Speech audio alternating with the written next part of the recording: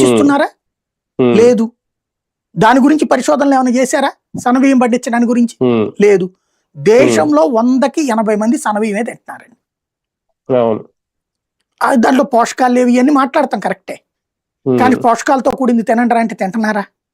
Basic గా కావాలంటే విడిగా పోషకాలకు అత్త నోట్లు వేసుకుంటున్నారు, టాబ్లెట్లు లేకపోతే ఇంకోటి రాగి జావలోను. ఆ బియ్యం తిని దాన్ని జీర్ణించుకునే శక్తి గతంతో పోలిసి ఇప్పుడు తగ్గిపోయింది సార్. అందుకని ఆ రోజుల్లో కిలోమీటర్ల కొద్దీ నడిచేవాళ్ళం అండి. ఇప్పుడు నా చిన్నప్పుడు నేను స్కూల్లో విజయవాడలో ఇదే గుడివాడలో ఉన్నప్పుడు ఆ రైలు గేట్ దగ్గర నుంచి ఏజీకే స్కూల్ దాకా నడుచుకుని పోయేవాడిని నేను. మార్కెట్ కైనా అసలు అప్పుడు రిక్షా అనేది అసాధ్యం, డబ్బులు పెట్టుకోవాలా. ఎక్కి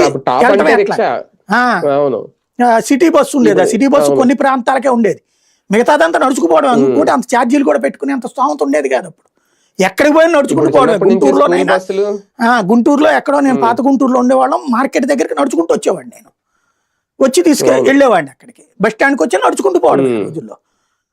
కాబట్టి తిన్న తర్వాత అరగడానికి ఉంది. ఇవాళ తింటున్నాను, వచ్చి కూర్చుంటున్నాను, బండి మీద వచ్చి కూర్చుంటున్నాను, అందుకనే పొట్టకొడు కొద్దిగా పెరుగుతా ఉంటాను అనమాట. దాన్ని సరి చేసుకోవాలంటే పని అంతా తగ్గించుకోవాలి. పని తగ్గించుకుంటే రూపాయి తగ్గిపోద్ది, అదో బాధ సమస్య. ఇదొక గొడవ. కాబట్టి ఇక్కడ ప్రతి ఒక్కరికి కూడా పని ఒత్తిడి పెరిగిపోతుంది. ఇంకోటి ఇదివరకు ఏంటి, మా ఇంట్లోనైనా ఎవరింట్లోనైనా నూరేవాళ్ళం.